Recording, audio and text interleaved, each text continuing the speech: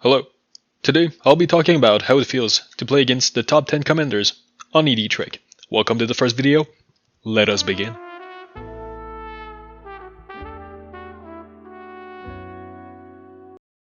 You've been a bit of a nuisance. I'm Nat, the angry jelly bean that slurps the mana of Zendikar like it's gamer girl bathwater.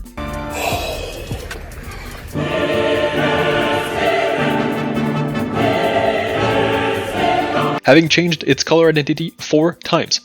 It's a pretty unique character, and when he hits a table, you know damn well what's about to happen. That means they will be searching their library a whole lot, and we're gonna see them shuffle like they just released Party Rock Anthem.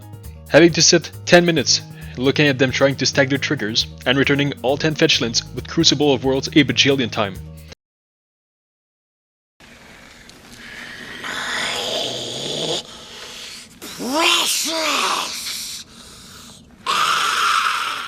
You thought Omnat players were playing Solitaire a lot? Well, ready up Buttercup, because with Daddy Corval as your commander, you'll start generating value by simply breathing. For 6 mana, you have this big flying threat that pumps his power and make you draw cards whenever you sacrifice a permanent. And what's something that sacrifices itself for free and generates new mana? You guessed it, treasures.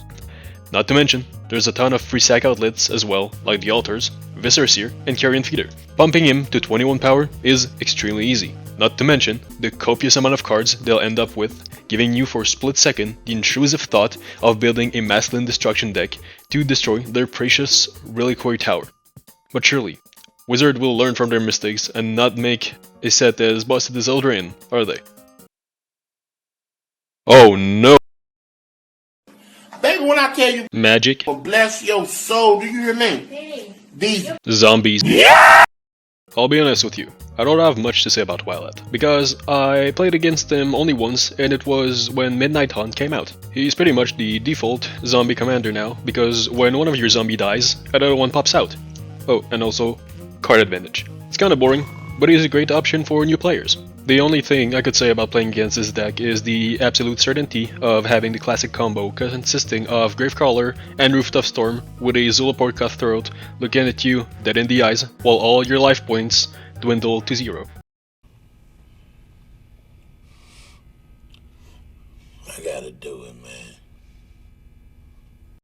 Oh boy, it's spoiler season again, and everyone and their mom know that every single spoiled cards that have the cursed words "From Exile" will have a comment on Reddit saying, "This goes perfectly with Prosper Tomebound." Yes, we know, Prosper could synergize with a window if you wanted. Prosper players are the kind of players that will run all the impulsive card draws and be as impactful as a potted plant when a Dreaded Magistrate comes into play.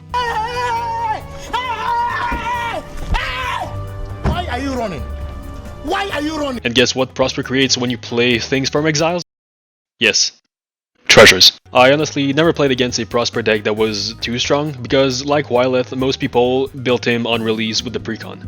But hey, if you play Prosper, you have it easy. You only have to wait mere seconds to have new toys to add to your deck, because it's always spoiler season now. My job here is done.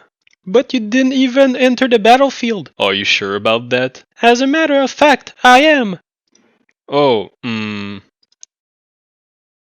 Vampire enjoyers, it is time, because we are talking about Edgar Markov. No wonder all of you had to force him out of his coughing for his wedding. The dude is never actually in play. He sits there in the command zone and generates value. We all know it by now that Eminence was a mistake. Having the commander chill in the command zone and give you a passive effect is super strong. He was so strong as a commander that in his new Crimson Vow card, they made him look like he needed to be spoon-fed and have his adult diaper changed every 3 hours. Not to mention the fear of having all your creatures stripped away at the sight of the 87% of 10,627 decks captivating Vampire. It truly is enough to make most casual players quicken their boots.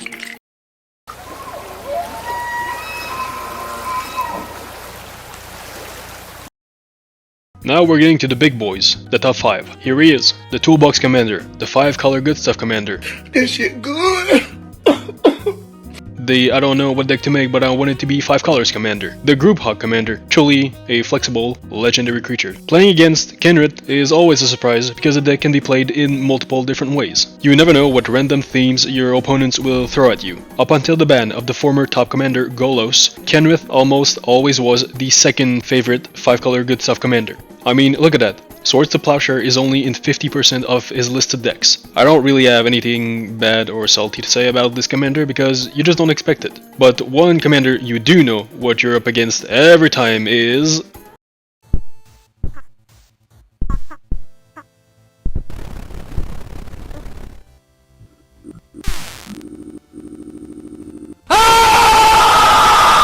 Yes, the progenitor of all dragons in the multiverse, who recently has some ferocious competition from another realm, is a number 4 on this list. Remember what I said about Eminence? Well, the same thing applies here. Want to start the game with an emblem that says, yes, all your dragons are cheaper now? Well, I can tell you 3 persons that for sure will hate seeing these words from across the table, and that's your opponents, that are hopefully running a lot of interactions and board wipes. While yes, Edgar's attack ability is strong, have you seen the words written on this stupid flying iguana? It's an even better Richard's expertise on each attacks. And you wanna know the fun part? You always team up against the Ur-Dragon when it's too late, because he's giving you the speech of, yeah, but dragons are slow, you only have a board state on 36, and all of a sudden they conjure all the other dragons out of thin air. The old switcheroo. The true definition of fear. This stressful moment when you all wait for that top card to be flipped, you're reciting your last prayers, hoping they hit a land. The tension is palpable. Each ninja connecting with any one of you could pass from 3 to 13 damage. You'll think it's random. You'll think that it's not gonna be too bad.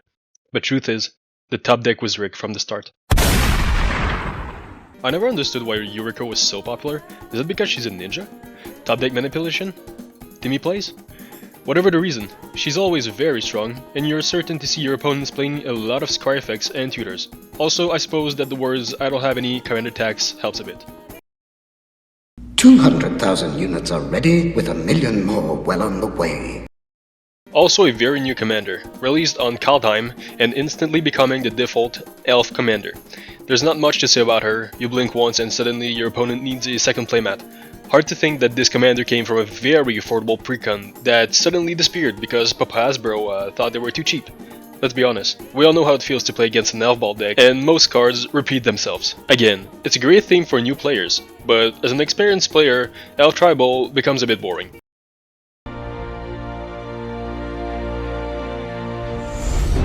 We are compassion. Here she is. You know her, I know her, your dad knows her, all Commander players know her. The Phyrexian angel that was created to be the AOE-inspiring testament to Phyrexia's singular purpose. There are 2 types of Atraxa players. The yes, I play Atraxa Super Friend and get ready to get absolutely pop stomp, or trust me bro, it's a +1/+1 counter deck and it's not that strong. Not that guy, pal, trust me. Before creating so much value that EA would be jealous, look at me in the eyes and listen close to me. You are going to be the archenemy, you are going to be the primary target. You will still win, because who the hell can rivalize with so many planeswalkers? You think most players play interactions? Thank you for watching the video. I hope you stay safe, and I'll see you maybe in the next one, because primarily it was for a school project, but I don't know, I kinda liked it, so maybe I'm gonna do another one, who knows. Anyway, bye bye.